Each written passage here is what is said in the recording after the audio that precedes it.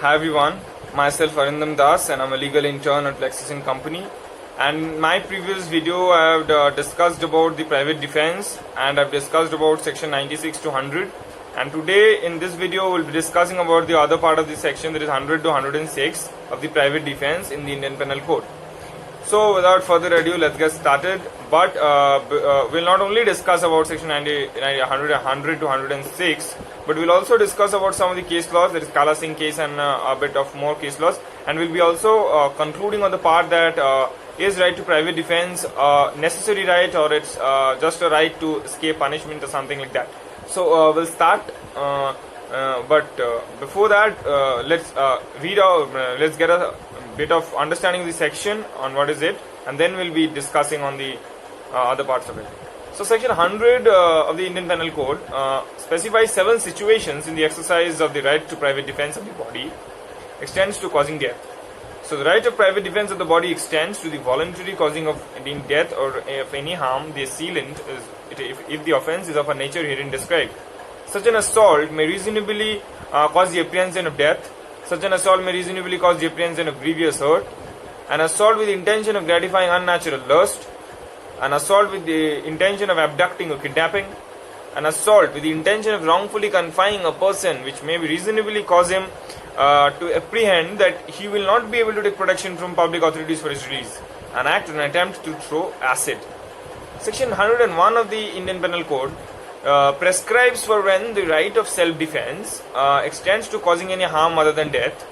If the offence is not of the nature mentioned in the above section, the right of private defense of the body does not extend to voluntarily causing of death to the assailant, but does not extend to the voluntary causing to the assailant of any harm other than death. Section 102 of the Indian Penal Code deals with the commencement and continuance of the right of private defense of the body. As soon as a reasonable apprehension of danger arises to the body from an attempt of threat to commit the offence, even though the offence may not have been committed, the right of private defense commences, and it continues as long as the apprehension of danger to the body continues. The apprehension should be real and reasonable. In Kala Singh case, the deceased was a strong man of a dangerous character. Previously in a fight with the accused, he threw the accused on the ground, pressed him hard and beat him. The accused took up a light hatchet and gave 3 blows on the same on the brute's head. The deceased died after 3 days of the fight. It was held that the circumstances raised a strong apprehension of danger in the mind of the accused that he would be killed otherwise. This apprehension was real and reasonable and not timid in fancy. So his exercise of right of private defense is justified. So the thing I was talking about, that is private defense are a necessity or it's just a way to escape your punishment? No. Private defense is a necessity because when you exercise a right because you need it, because you have no other option to survive, you have to use private defense. You have to use private defense when you have no other way to survive, right? When you have nothing that can help you be alive, you will of course hit the other person who is hitting you or who is trying to kill you, right? So private defense is necessary, but yes, using it as a mode of escaping from punishment is wrong. So section 103 of the Indian Penal Code, this section provides for when the right of a private defense of a property extends to causing death.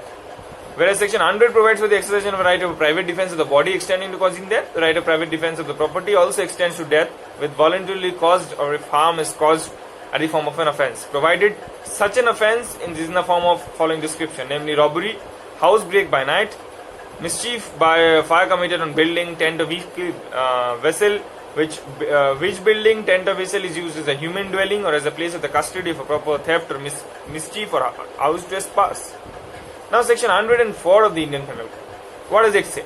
It says that if the committing or attempting to commit any offence leads to the exercise of the right of self-defense, then such a right does not extend to the voluntarily causing of death, but extends to the voluntarily causing to the wrongdoer of any harm or other than death, provided that the offence is not of any other nature described in the previous sections.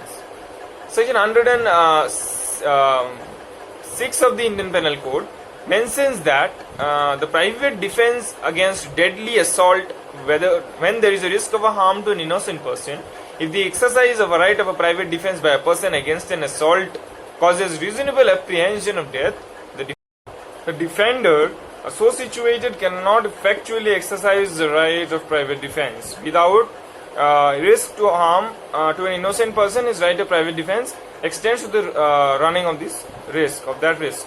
The obstacle is the doubt which exists in the mind of the defender if he is entitled to exercise his right even when there is a possibility of some innocent person being harmed. According to this section, in case of an assault which causes a reasonable apprehension of death, if the defender is facing a situation where there exists a risk to a harm of an innocent person, there is no restriction on him to exercise the right of defense, and thus he is entitled to run that risk. Now let's conclude with that, knowing that this right of private defense is a weapon to the citizen of India for their self-defense, but is often used by many peoples for his evil purpose or unlawful purpose. It is the court's duty to make sure if the right was exercised in good faith or not. To extend or to avail the right of private defense depends on the real apprehension of a danger and not on actual danger. The right can be extended only in some situations to a certain degree. The amount of force to be used should only be the amount necessary to counter the attack. So that is all about private defense. I guess you guys have understood the concept of private defense and the sections related to the private defense. Thank you for watching. Let's click. Please do like and subscribe to our channel, and if you have any queries, please do comment in the comment box below. I'll be more than happy to answer your comments. Thank you.